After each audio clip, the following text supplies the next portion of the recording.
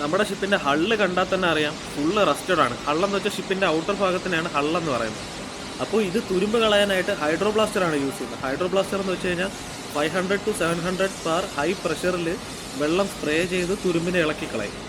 അങ്ങനെയാണ് ഈ ഷിപ്പിൻ്റെ outer full തുരുമ്പ് കളയുന്നത്.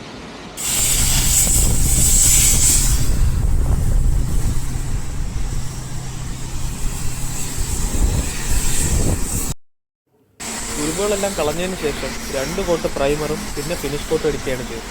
അപ്പോൾ നമ്മുടെ കപ്പലിൻ്റെ കളർ ചേഞ്ച് ആകാൻ പോവുകയാണ്. ഗ്രേയും റെഡും ആയിരുന്നു, ഇനി അത് മാറ്റി ബ്ലാക്കും റെഡും ആക്കാൻ പോവുകയാണ്.